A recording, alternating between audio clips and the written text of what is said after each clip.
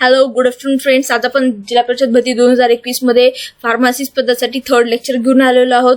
यामध्ये आपण व्हायटामिन्स आणि त्याची ब्रीफ इन्फो घेणार आहोत. व्हायटामिन्स काय आहेत, टाइप्स काय आहेत व्हायटामिन्सचे, डिफिशियन्सी डिसीज कुठले आहेत, ते सगळं आज आपण डिस्कस करणार आहोत. तो लेक्चर लास्ट पर्यंत बघा. आवडला असेल तर जर नक्की लाईक, शेअर आणि सबस्क्राईब करा. चला स्टार्ट करूया लेक्चरला. तर फर्स्ट आहे आपण इंट्रोडक्शन बघणार आहोत. व्हायटामिन्स म्हणजे काय?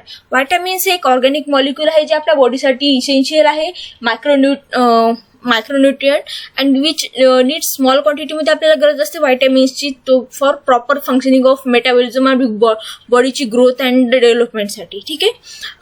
व्हायटामिन्स दोन कॅटेगरीमध्ये डिवाइड झालेले आहे, fat soluble vitamins and water soluble vitamin. Fat soluble vitamin stored in body fat tissue मध्ये स्टोर्ड होतो फॅट सोल्युबल व्हायटामिन्स. आणि vitamin A, D, E, K हे फॅट सोल्युबल व्हायटामिन आहेत. आणि रेस्ट ऑफ बाकीचे सगळे जे उरलेले व्हायटामिन्स आहेत ते वॉटर सोल्युबल व्हायटामिन्स आहेत. फॅट सोल्युबल व्हायटामिन्स ऍब्झॉर्ब मोर इझिली बॉडीमध्ये ऍब्झॉर्ब होतात in presence of dietary fat. Dietary fat जर प्रेझेन्स असेल बॉडीमध्ये, आपण जे डाएट घेतो त्याच्यामध्ये व्हायटामिन्स हे जे इझिली ऍब्झॉर्ब होतात. Water soluble vitamins are not stored in the बॉडीमध्ये स्टोर होत नाहीत वॉटर सोल्युबल व्हायटामिन्स. ते लेफ्ट ओव्हर युरिन मधून ते एक्सक्रीट होतात बॉडीमधून बाहेर. आणि although they keep small reserve of these vitamins. Small reserve ठेवतं आपली बॉडी त्या व्हायटामिन्सचं. वॉटर कम्प्लीट एक्सक्रीट होत नाही तर स्मॉल रिझर्व म्हणजे थोड्या प्रमाणामध्ये वॉटर सोल्युबल व्हायटामिन्स आपल्या बॉडीमध्ये प्रेझेंट असतं.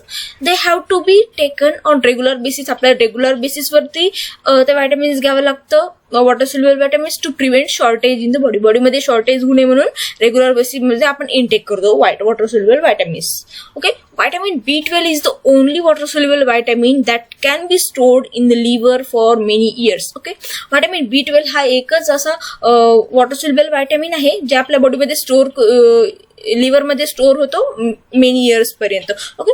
व्हायटामिन्स हे एक असं सबस्टन्स आहे दॅट नीड बॉडीसाठी आपल्या गरजेचं आहे, जे ग्रोथ होण्यासाठी, बॉडीची डेव्हलपमेंट होण्यासाठी, नॉर्मली जे काय आपले बॉडी फंक्शन्स आहेत त्याला ग्रो अप करण्यासाठी आणि डेव्हलप करण्यासाठी व्हायटामिन्सची आपल्याला गरज असते.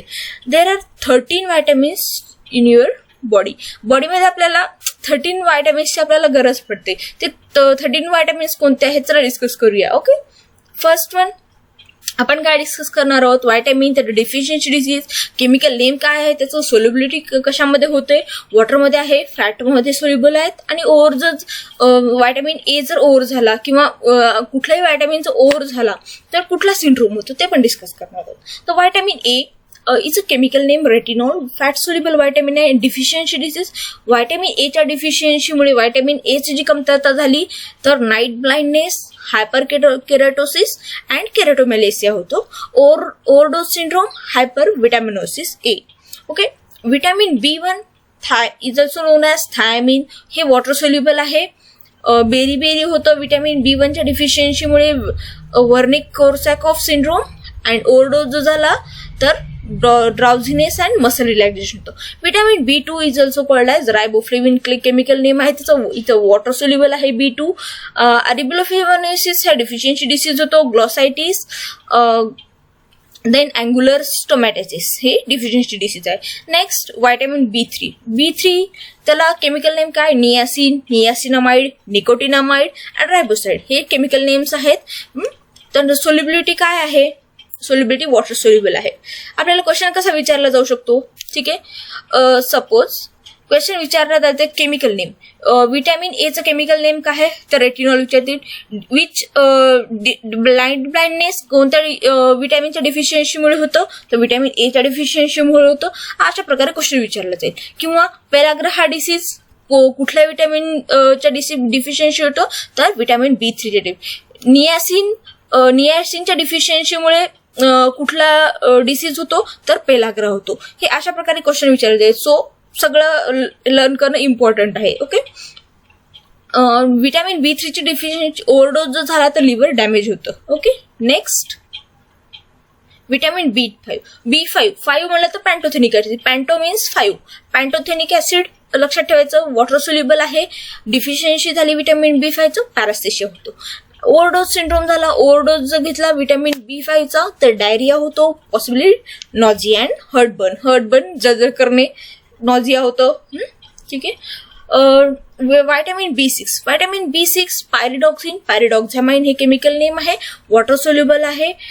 व्हिटॅमिन B6 च्या डिफिशियन्सीमुळे ॲनिमिया होतो, पेरिफेरल न्यूरोपॅथी अँड ओव्हरडोज झाला तर impairment of proprioception, nerve damage, doses up to 100 mg per day. Okay. Then vitamin B7 is also called as biotin, water soluble vitamin आहे. डर्मॅटिटिस अँड एंट्रायटिस हे deficiency मुळे होतं. Vitamin B9 ला chemical name folates and folic acid म्हणतो. Folic ऍसिडच्या deficiency मुळे आपल्याला सगळ्यांना माहिती आहे मेगालोब्लास्टिक ॲनिमिया होतं, हे वॉटर सोल्युबल आहे. आणि प्रेग्नेंट लेडीमध्ये जर व्हिटॅमिन B9 जर डिफिशियंट असेल तर न्यूरल ट्यूब डिफेक्ट्स होतात. ओके. जर ओव्हर सिंड्रोम झाला व्हिटॅमिन B9चा, जर ओव्हरडोज झाला व्हिटॅमिन B9 जर जास्त प्रमाणात बॉडीमध्ये असेल तर it marks symptoms of vitamin B12 deficiency other effects. Okay. Next vitamins and the deficiency. त्याच्यामध्ये आपण व्हिटॅमिन B12 चा chemical name cyanocobalamin, hydroxocobalamin, methyl cobalamin, adenosyl cobalamin हे वॉटर सोल्युबल आहे आणि डिफिशियन्सीमुळे व्हिटॅमिन B12 च्या ॲनिमिया होतो. व्हिटॅमिन C ॲस्कॉर्बिक ऍसिड म्हणतो, water soluble आहे अँड व्हिटॅमिन C च्या डिफिशियन्सीमुळे स्कर्वी होते. आणि ओव्हरडोज जो झाला व्हिटॅमिन C चा तर stomach pain, diarrhoea and flatulence. Okay. Vitamin D चं केमिकल नेम काय आहे? कोलेकॅल्सिफेरॉल, त्याला D3 म्हणतो, and ergocalciferol D2. Okay. Water fat soluble आहे व्हिटॅमिन D अँड डिफिशियन्सी डिसीजमुळे रिकेट्स अँड ऑस्टिओमॅलेशिया होतं. अँड देन व्हिटॅमिन D चा जर ओव्हरडोज जर झाला तर हायपर व्हिटॅमिनोसिस D होतं. ओके. नेक्स्ट आहे व्हिटॅमिन E चं केमिकल नेम टोकोफेरॉल आहे, टोकोट्रायनॉल्स अँड फॅट सोल्युबल आहे. माइल्ड हेमोलायटिक ॲनिमिया होतो इन न्यूबॉर्न इन्फंट्समध्ये. व्हिटॅमिन आपल्याला सन पासून मिळतं तर ओके. व्हिटॅमिन E चा जर ओव्हरडोज झाला तर कंजेस्टिव्ह हार्ट फेल्युअर होतं. ओके. मेजर इम्प्लिकेशन आहे हे कंजेस्टिव्ह हार्ट फेल्युअर. व्हिटॅमिन K ला केमिकल नेम आहे फायलोक्विनोन, मेनॅक्विनोन. सोल्युबिलिटी आहे फॅट सोल्युबल. ब्लिडिंग डायस्थेसिस होतो जर डिफिशियन्सी झाला व्हिटॅमिन K चा. ओव्हरडोज जो झाला तर डिक्रीज अँटीकोॲग्युलेशन इफेक्ट ऑफ वारफॅरिनचा जर अँटीकोॲग्युलेशन प्रॉपर्टी आहे, वारफॅरिन कोॲग्युलेशन होऊ न देणे, तर ती प्रॉपर्टी डिक्रीज करतं जर ओव्हरडोज झाला तर. ओके. नेक्स्ट आपण याचे फंक्शन्स बघणार आहोत. व्हिटॅमिन्सचे काय काय फंक्शन्स असतात. Vitamin A helps from form and maintain healthy teeth, bones and soft tissue. Healthy teeth हे मेंटेन करण्यासाठी व्हिटॅमिन हेल्प करतं, बोन्स मेंटेन करण्यासाठी, soft tissue, mucus membrane and the skin. Okay. Next vitamin B6 also called pyridoxine म्हणतो त्याला. And vitamin B6 helps from red blood cells and maintain brain function. ब्रेनचं function आणि red blood cells आहेत आपल्या बॉडीमध्ये, त्याला maintain करण्याचं काम कोण करतं तर व्हिटॅमिन B6 करतं. Vitamin B12 like the other B vitamins, दुसऱ्या बी विटॅमिन सारखं इम्पॉर्टंट आहे मेटाबॉलिझमसाठी. Okay. It helps from red blood cells and maintain the central nervous system. Central nervous सिस्टीमला मेंटेन करण्याचं आणि रेड ब्लड जे RBCs आहेत त्यांना मेंटेन करण्याचं काम करतं व्हिटॅमिन B12. ओके. B12 ला काय म्हणतात cyanocobalamin. Okay. Vitamin C is also called as ascorbic acid. It is an antioxidant आहे and that promotes healthy teeth आणि गम्सला अँटीऑक्सिडंट आहे आणि प्रमोट्स करतं हेल्दी टीथ राहण्यासाठी आणि गम्स राहण्यासाठी vitamin C. Okay. It's helps the body absorb iron and maintain healthy tissue. It's also essential for wound हिलिंगसाठी हेल्पफुल आहे, इसेन्शियल आहे. Okay.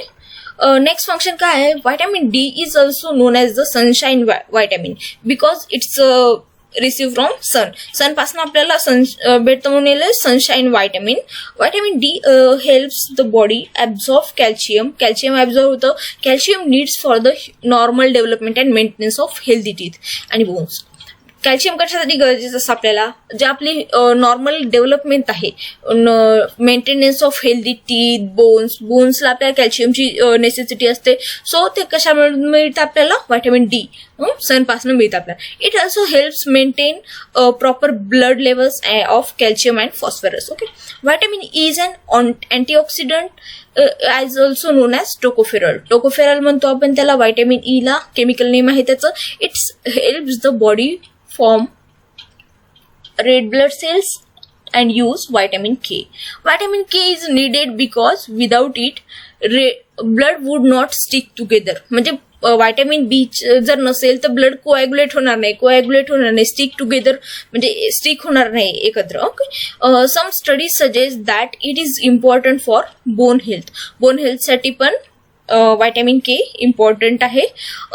Biotin is essential for metabolism of protein and carbohydrate. Protein आणि कार्बोहायड्रेटच्या मेटाबॉलिझमसाठी biotin important आहे. Okay, and in the production of production of hormones and cholesterol. Hormone आणि production कोलेस्ट्रॉलचं होण्यासाठी पण बायोटिन हे हेल्पफुल आहे. Biotin means vitamin. कुठलं बायोटामिन बायोटिनला म्हणतो आपण, आता बघितलं आपल्याला रिव्हर्स क्वेश्चन विचारले. Biotin is B7 means vitamin 7. Niacin is B vitamin that helps maintain skin and nerves. It also has cholesterol lowering effects at higher doses. Okay, cholesterol lowering effects आहेत. Vitamin niacin is a vitamin, is a B vitamin. Okay, next आहे folate. Folates works with vitamin B12 सोबत works करतं folate to help form red blood cells. आरबीसीजला हे करण्यासाठी help करण्यासाठी vitamin B12 work करतं. It is needed for the production of DNA. डीएनएच्या प्रोडक्शनसाठी फोलेट इम्पॉर्टंट असतं. Which control tissue growth and cell function. टिश्यूची ग्रोथ कंट्रोल करतं आणि सेल फंक्शन कंट्रोल करण्याचं काम करतं folate with vitamin B12. Okay, folate deficiency causes birth defect होतात फोलेट डिफिशियन्सी झाली तर, सच ॲज स्पायना बायफिडा होतो. Pantothenic acid vitamin B5 is essential for the metabolism of फूडच्या मेटाबॉलिझमसाठी इम्पॉर्टंट आहे. It also plays an important role in production of hormones and कोलेस्ट्रॉलच्या प्रोडक्शनमध्ये helpful आहे. Okay, riboflavin vitamin B2 works with other B vitamins. It is important for the growth and production of the RBC. Okay, next thiamine vitamin B1 helps the body cells change carbohydrate into energy. It is also essential for heart function आणि healthy nerve cells आणि हार्टचं proper function होण्यासाठी thiamine vitamin B1 चं म्हणजे helpful आहे. Okay, next आहे some Nobel prizes for vitamin research. The Nobel Prize in Physiology or Medicine for 1929 was awarded to Christian Eckman and Sir Frederick Goland Hopkins for their contribution to the discovery of vitamins. Nobel Prizes for direct and indirect study of vitamin B12, George Whipple हे 5 persons आहेत. त्यांना direct and indirect स्टडीजसाठी vitamin B12 च्या Nobel prize मिळाले. George Whipple, George Minot, William P Murphy 1934 मध्ये मिळाले यांना. Alexander R toad 1957 मध्ये मिळाले Nobel prize. And Dorothy Hodgkin 1964 मध्ये नोबेल प्राइज मिळाले. सो दॅट्स इट फ्रेंड्स, आजच्या लेक्चरसाठी एवढंच आहे. जर आपल्याला व्हिडिओ आवडला असेल तर नक्की लाईक, शेअर अँड सबस्क्राईब करा. थँक्यू.